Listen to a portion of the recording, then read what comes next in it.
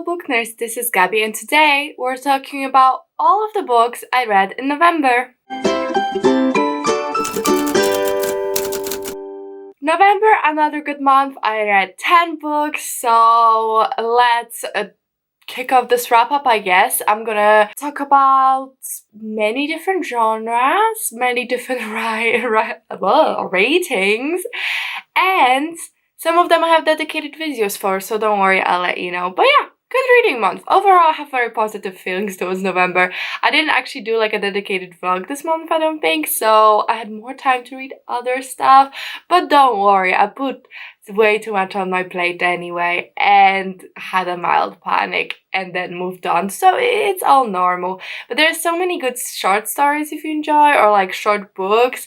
If you enjoy that, stick around because I thought I'd be doing a video about short books and then didn't. So I don't know, I just read a couple this month, but they were all pretty good. Let's kick it off with first book I read, which was Little Thieves by Margaret Owen. So this book is a high fantasy retelling of a Brothers Grimm fairy tale, I believe. I don't remember what it's actually called, but it's about this girl Vanya who took the face of the princess she used to work for when she was a maid for, and became this thief known as the Penny Poltergeist or something like that. But she became this thief and she keeps stealing from the rich because she wants to save up enough money to run away from this kingdom.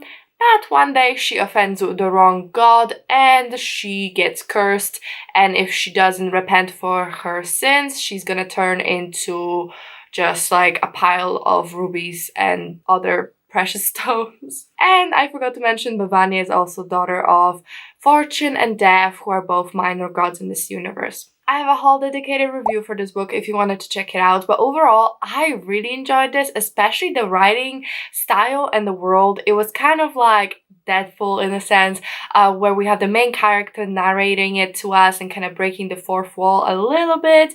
Not as much as Deadpool, but just maybe not breaking the fourth wall, but definitely like having that narration style that's kind of fun. It's like, oh, if I only knew this back in the day. They didn't use very stifled language or anything, so it felt really fresh, really modern and fun. And I really enjoyed that about the book.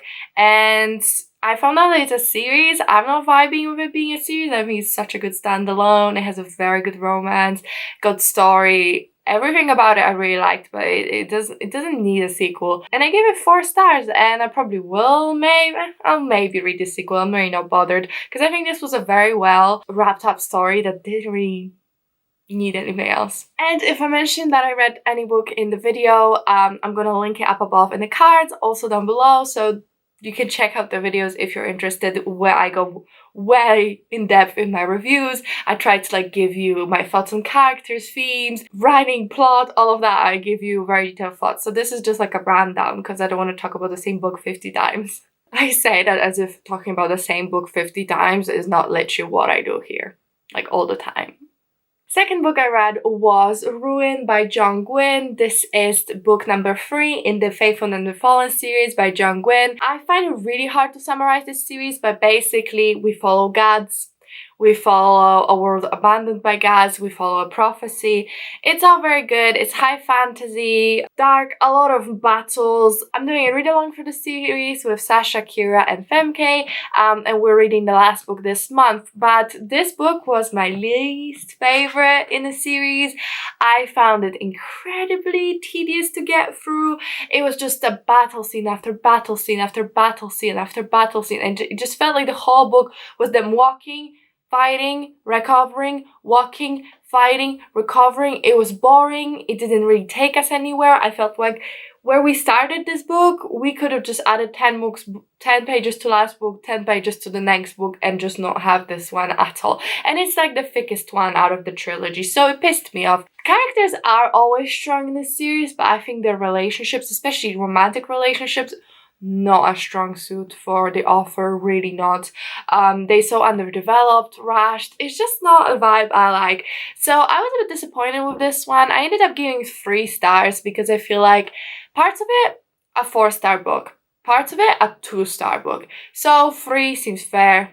But I think I gave 5 stars to the first book, 4 stars to the second book, 3 stars to this one, and I am over 100 pages into last one, and I like it way more than this already. So hopefully that's kind of how we're gonna go instead of down. Next book I read was The Black God's Drum by P. Djeli Clark, and this book is a sci-fi short story. So I listened to the audiobook. The audiobook was only 3 hours long, so it's a very short book.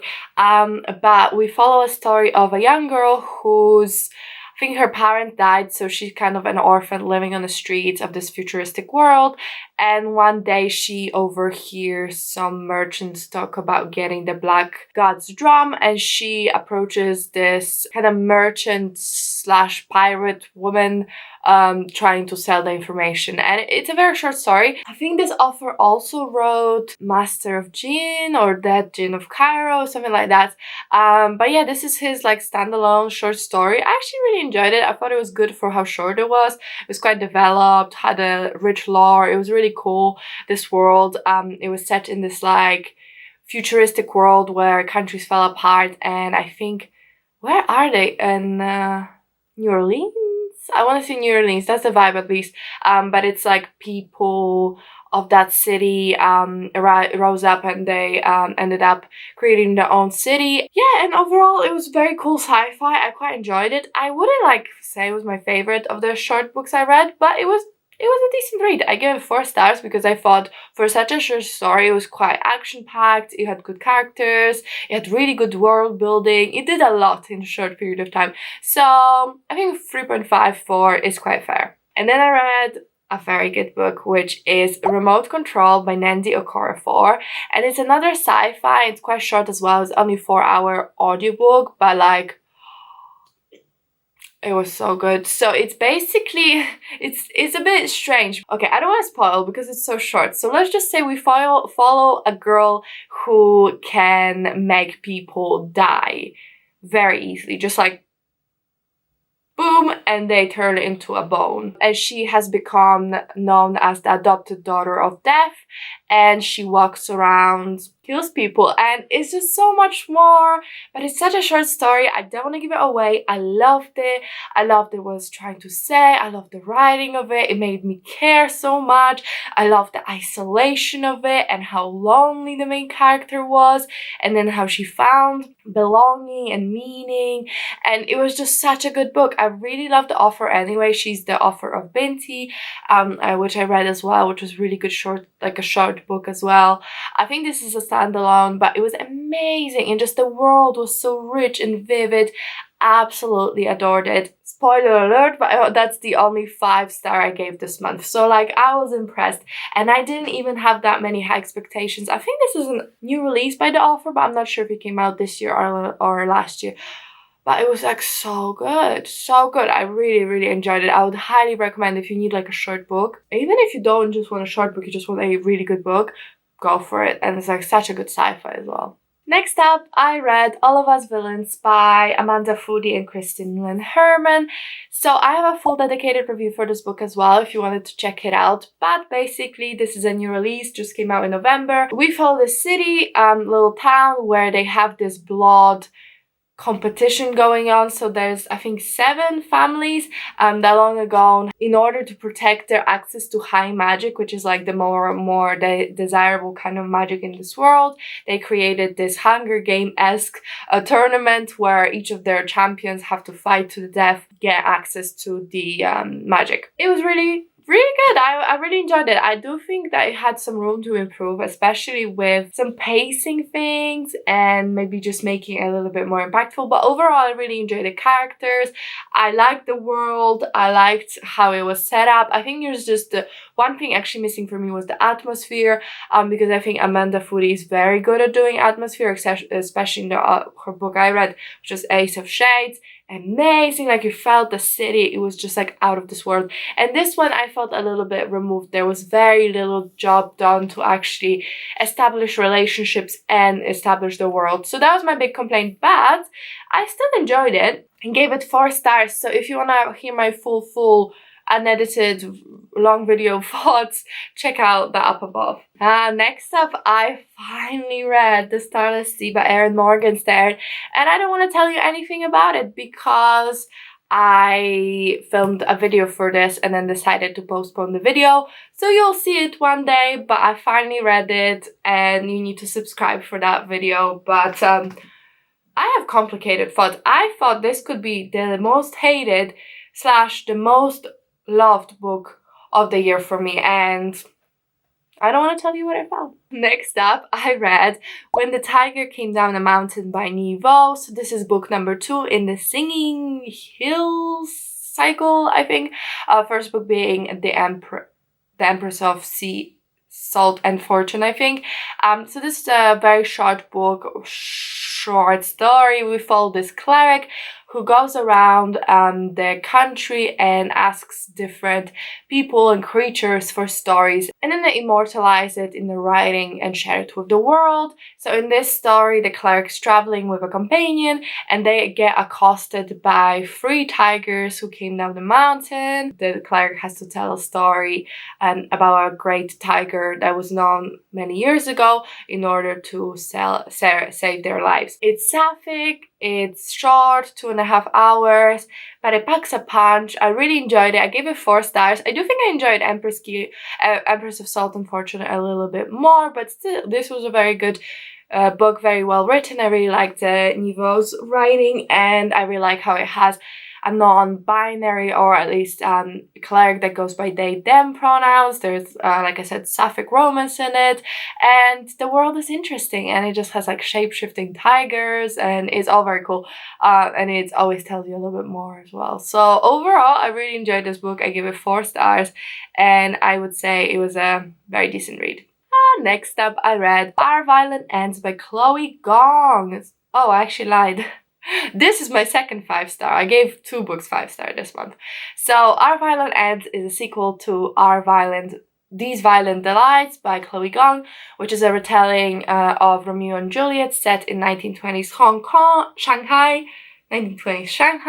and we have 2 warring gangs, and Romeo and Juliet belong to each gang. I really liked the first book. I thought it was very, very good, and I was excited to read the sequel, and I actually reviewed it. First time I reviewed a sequel, so I was very like, what do I even talk about? But safe to say, it's lived up to the hype for me. I lived up to the first book. It was very well written, really engaging story, super fast paced, heartbreaking, just really, really good. I would highly recommend. Like I said, I gave it 5 stars. So the whole duology is really, really well written, and again, you can check out the video for full thoughts. Then I read Once Ghosted, Twice Shy by Alyssa Cole, which is another short story. So this is a novella, and it's like set in that Reluctant Royal series. I think I read A Princess in Fury, I think is the first book, but basically this is a sapphic romance. We follow an advisor to a prince. When she was visiting New York last time, she got in a relationship or like a fling with this woman, but the woman dumped her very, very rudely, and now they saw each other on the train, and it's kind of them spending a day together and figuring out what went wrong. I found it adorable. It was nice. It was a good time. I'm not gonna lie, I like cared too much. Like, I just wanted something nice and quick to listen to, like a cute romance. I gave it 3.5 stars because I think for a novella, it had a cute relationship, very vibrant characters that I thought felt like real people. The sex scene at the end, that was not bad, but it was kind of came out of nowhere, so I was like, okay, I guess we have to have a sex scene.